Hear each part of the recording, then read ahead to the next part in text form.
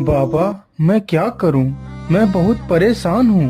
इस बार सूखा पड़ने के कारण सभी जीव जंतु प्यास के कारण मर रहे हैं और मैं कुछ भी नहीं कर पा रहा हूं। आखिर मेरे खुदाए गए तालाब में पानी क्यों नहीं निकल रहा है? बाबा, इसका कोई उपाय बताओ। महाराज, इसका उपाय तो है, लेकिन उपाय बहुत ही कठिन है। बाबा, आप मुझे बताइए कि वह क्या उपाय है। मैं इन जीवों को इस प्रकार मरते हुए नहीं देख सकता। मैं इन्हें बचाने के लिए कुछ भी कर सकता हूँ। बस आप मुझे उपाय बताइए। तो सुनिए महाराज, इस तालाब में पानी आ सकता है यदि आप अपने बड़े बेटे या फिर बड़ी बहू की बलि इस तालाब पर दें, तो इस तालाब में पानी आ सकता है। महारानी जी, साधु बाबा ने बताया है तालाब में पानी तो निकल सकता है, लेकिन तालाब पर अपने बड़े बेटे या फिर बड़ी बहू की बलि देनी पड़ेगी। अब तुम ही बताओ, मैं क्या करूं? महाराज, हम अपनी बहू की बलि दे देते हैं। अगर बेटा जीवित रहेगा तो दूसरी बहू भी आ जाएगी। यदि बेटा ही नहीं होगा तो बहू किस काम की। राजा की बड़ी बहू छिपकर ये सारी बातें सुन रही थी। ये सारी बातें सुनने के बाद वह अपने शयन कक्ष में चली जाती है।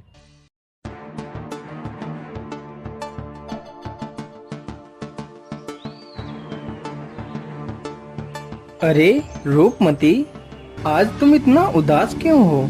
क्या बात है? वैसे तो तुम मेरे आते ही खुशी से झूम उठती थी, लेकिन आज तुम इतना गुमसुम क्यों हो? क्या बताऊं स्वामी, दुखी इसलिए हूँ कि हमारा तुम्हारा साथ बस यहीं तक था। क्या मतलब? मैं कुछ समझा नहीं। तुम कहना क्या चाहती हो? स्वामी, पिताश्री ने जो तालाब खुदवाया है उसमें पानी नहीं निकल रहा है, तो साधु बाबा ने मेरी बलि चढ़ाने को कहा है, जिससे तालाब में पानी आ जाएगा और सुबह ही मेरी बलि चढ़ाई जाएगी। इसीलिए मैं दुखी हूँ। अरे रूपमती, तो इसमें इतना दुखी होने की क्या आवश्यकता है? तुम आराम से खाना खाओ। हम लोग आज रात में ही यहाँ से भाग जाएंगे। आधी रात होते ही वह दोनों चुपचाप वहां से निकल जाते हैं।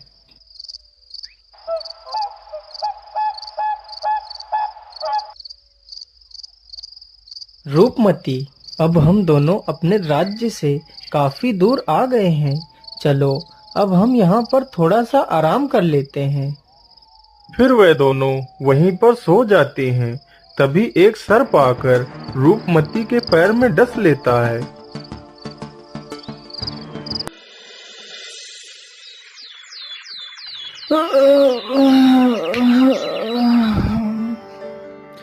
बहुत अच्छी नींद आई। चलो रूपमती। अरे ये क्या? रूपमती, तुम्हें क्या हो गया? हे ऊपर वाले, तुमने ये क्या कर दिया? मेरी रूपमती को क्या हो गया? अब मैं क्या करूँगा? मैं तुम्हारे बिना नहीं रह सकता रूपमती। हे भगवान, मुझे भी मार डालो। जिसके लिए मैंने घर छोड़ा, अपना परिवार छोड़ा, वही मुझे छोड़कर चला गया। हे भगवान, मुझे नहीं जीना है, मुझे नहीं जीना है।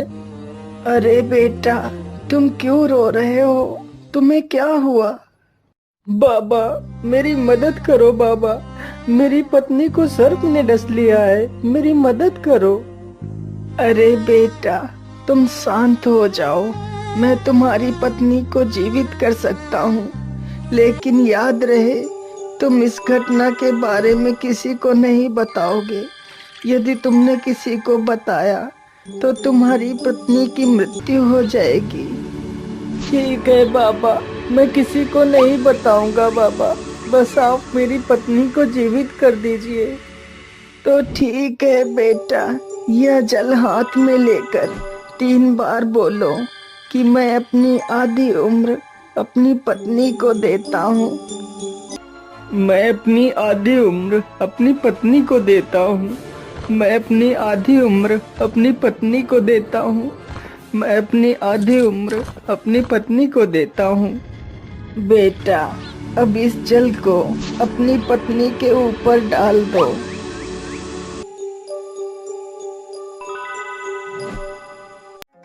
अरे, कितना समय हो गया और मैं सोती ही रही और आपने मुझे जगाया तक नहीं। इतनी देर में तो हम बहुत दूर निकल जाते। कोई बात नहीं रूपमती, चलो अब चलते हैं।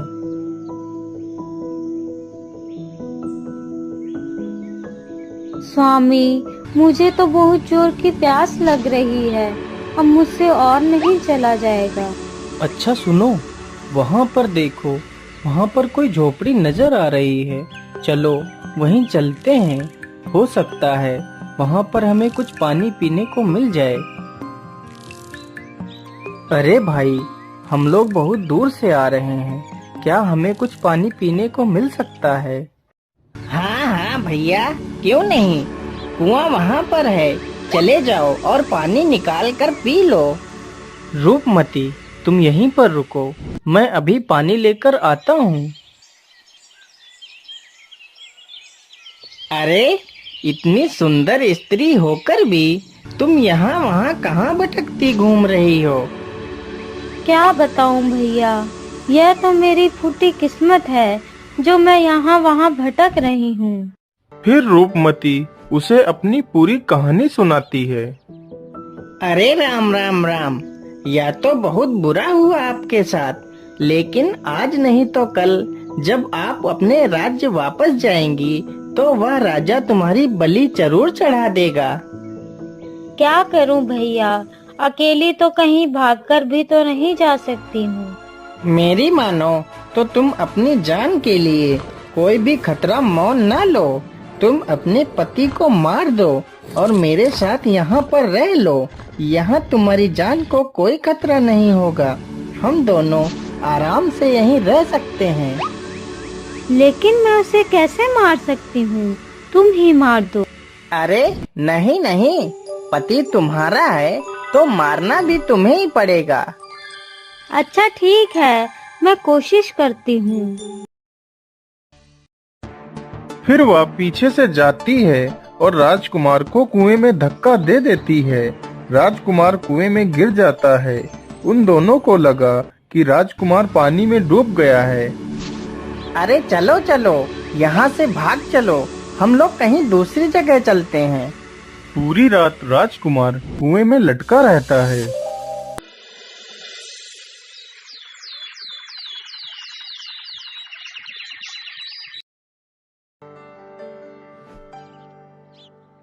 अरे हरिया, मैं पानी लेने जा रहा हूँ, तब तक तू मेरी भेड़ों को चराना। ठीक है श्यामू भैया, लेकिन जल्दी आ जाना।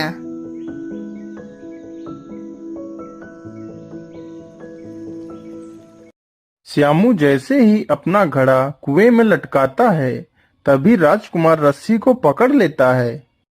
अरे कौन है कुएं में? छोड़ दो मेरा घड़ा। नहीं भैया, मैं आपका घड़ा ऐसे नहीं छोड़ूंगा, पहले आप मुझे बाहर निकाल लो। अरे भाई, तुम हो कौन? पता नहीं तुम कोई भूत प्रेत ही हो और मैं तुम्हें बाहर निकालूं, तुम मुझे ही खा जाओ। नहीं भैया, मैं भी तुम्हारी तरह इंसान हूँ। मैं रात के अंधेरे में गलती से गिर गया हूँ। भैया, मुझे बाहर निकाल लो। अच्छा ठीक है, मैं अभी आपको बाहर निकालता हूँ।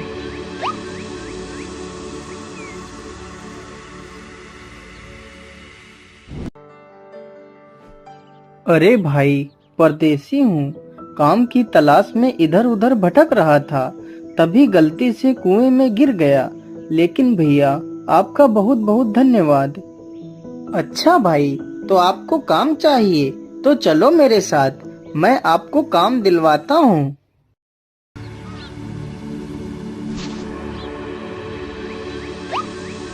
मैं तुम्हें काम पर तो रख सकता हूँ, लेकिन तुमने काम में जरा सी भी बेईमानी की तो मैं तुम्हें बिना किसी तनख्वाह के धक्के मारकर बाहर निकाल दूंगा।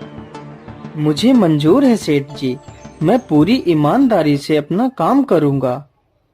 उधर रूपमती को जब कोई काम नहीं मिला तो वह एक नाचने वाली चंद्रप्रभा के नाम से मशहूर नर्तकी बन गई। राजकुमार पूरी ईमानदारी के साथ अपना काम करने लगता है। इसी प्रकार कुछ दिन बीत जाते हैं। सेठ जी, राजा के घर में पुत्र ने जन्म लिया है, इसलिए राजा जी ने मशहूर नर्तकी चंद्रप्रभा को नाचने के लिए बुलाया है। इसलिए राजा ने आपको आमंत्रित किया है। अरे सेठानी जी, आज मेरे लिए खाना मत बनाना। मैं राजा के घर से दावत खाकर आऊंगा। वहाँ पर आज मशहूर नर्तकी चंद्रप्रभा आएगी।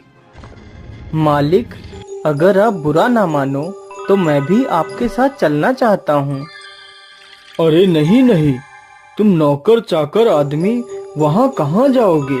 राजा के घर में बड़े बड़े राजा महाराजा आएंगे, तुम उनके बीच कैसे बैठ पाओगे? अरे नहीं, ये नहीं हो सकता।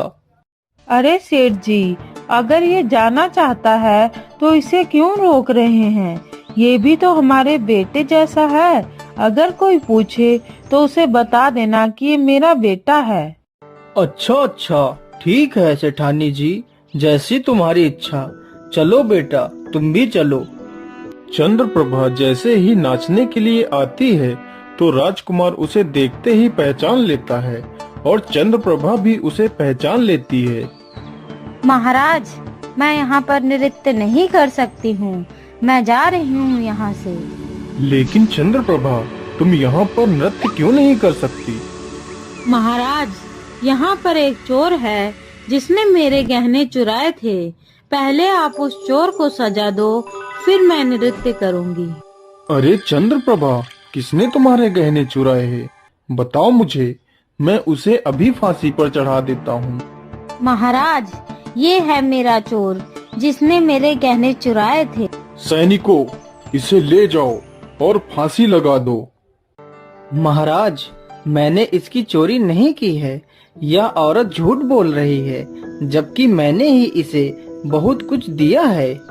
तूने मुझे क्या दिया है? चल निकल जा यहाँ से।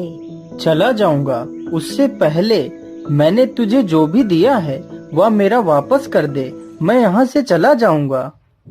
हाँ ठीक है, तूने मुझे जो भी दिया है वह मैं वापस करती हूँ। नहीं, ऐसे नहीं। अपने हाथ में जल लो और 3 बार बोलो कि तुमने मुझे जो भी दिया है वह मैं तुम्हारा वापस करती हूँ। तूने मुझे जो भी दिया है वह सब मैं तुझे वापस करती हूँ। तूने मुझे जो भी दिया है वह सब मैं तुझे वापस करती हूँ। तूने मुझे जो भी दिया है वह सब मैं तुझे वापस करती हूँ। अरे दुष्ट, तूने यह क्या कर दिया? तूने इस नर्तकी की जान ले ली। तू तो चोर होने के साथ साथ एक तांत्रिक भी है। नहीं महाराज, मैं कोई चोर नहीं और ना ही मैं कोई तांत्रिक हूँ। मैं बल्लभगढ़ का राजकुमार इंद्रसेन हूँ और यह कोई नर्तकी नहीं बल्कि मेरी पत्नी है। फिर राजकुमार सभी को अपनी दुख भरी कहानी सुनाता है। महाराज, मैंने इसे अपनी आधी उम्र दी थी। जैसे ही इसने मेरा दिया हुआ मुझे वापस कर दिया तो इसकी मृत्यु हो गई। ये सारी बातें सुनकर राजा हैरान रह जाता है। राजकुमार, हमें क्षमा कर दीजिए। हमें नहीं पता था कि आप इतने महान राजा के पुत्र हैं। फिर राजा अपनी बड़ी पुत्री प्रेमलता का विवाह उस राजकुमार के साथ कर देता है।